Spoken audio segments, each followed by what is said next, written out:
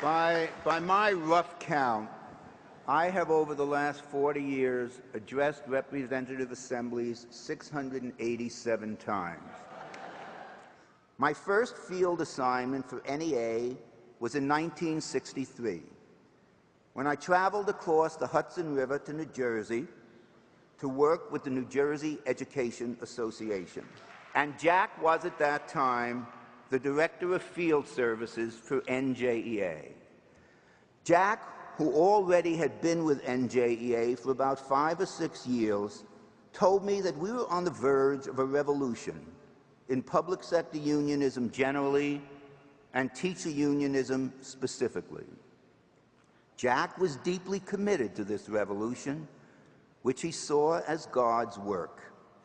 He urged me to leave the Case-Showler law firm and work full-time for NEA, for teachers, and for public education.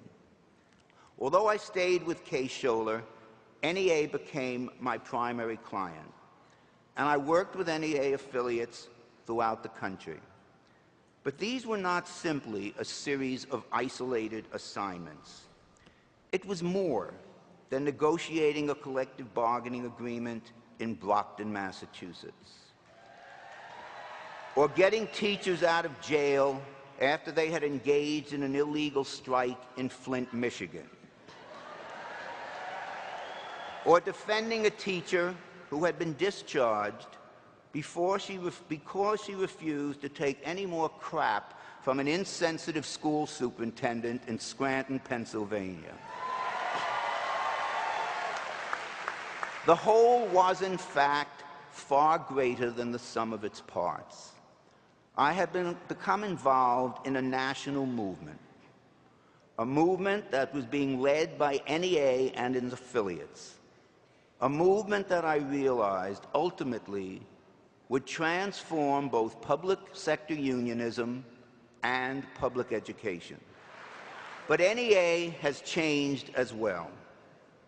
And to me, one of the indications of this change is that I have found it increasingly necessary to spend time defending NEA and its affiliates against attacks from government agencies, conservative and right-wing groups, and unfriendly media.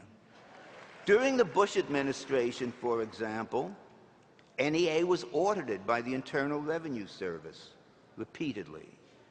It was investigated by the Department of Labor, and it was called a terrorist organization by the Secretary of Education. Now that the Bush administration is history, that type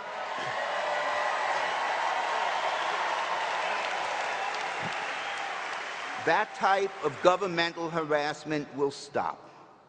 But attacks by conservative and right-wing groups will continue unabated. The Landmark Legal Foundation will continue to file charges alleging that we have violated election campaign law. The Right to Work Committee will continue to file lawsuits accusing us of misusing agency fees.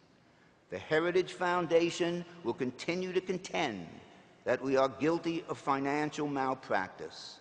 And other opponents will continue to argue that paycheck protection statutes and ballot initiatives are necessary to protect association members from unscrupulous union bosses who are seeking to coerce them into paying for political activities that they do not want to support, when in fact the supporters of paycheck protection don't give a rat's ass about the rights of association members.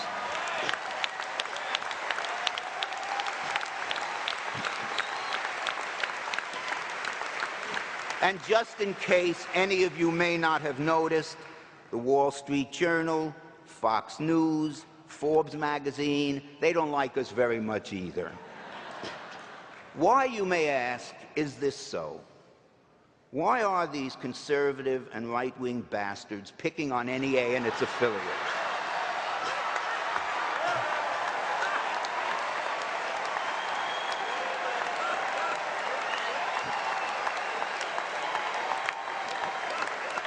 I will tell you why. It is the price we pay for success.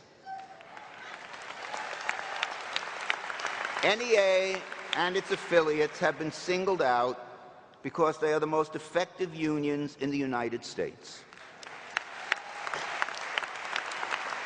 And they are the nation's leading advocates for public education and the type of liberal social and economic agenda that these groups find unacceptable.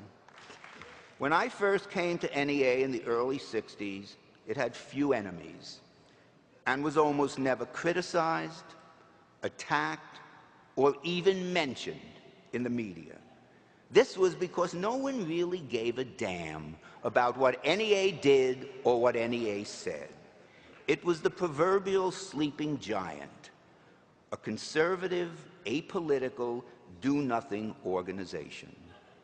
But then NEA began to change. It embraced collective bargaining. It supported teacher strikes. It established a political action committee. It spoke out for affirmative action, and it defended gay and lesbian rights. What NEA said and did began to matter. And the more we said and did, the more we pissed people off. And in turn, the more enemies we made. And that brings me to my final and most important point, which is why, at least in my opinion, NEA and its affiliates are such effective advocates. Despite what some among us would like to believe, it is not because of our creative ideas. It is not because of the merit of our positions. It is not because we care about children, and it is not because we have a vision of a great public school for every child. NEA and its affiliates are effective advocates because we have power. And we have power because there are more than 3.2 million people who are willing to pay us hundreds of millions of dollars in dues each year because they believe that we are the unions that can most effectively represent them. When all is said and done, NEA and its affiliates must never lose sight of the fact that they are unions.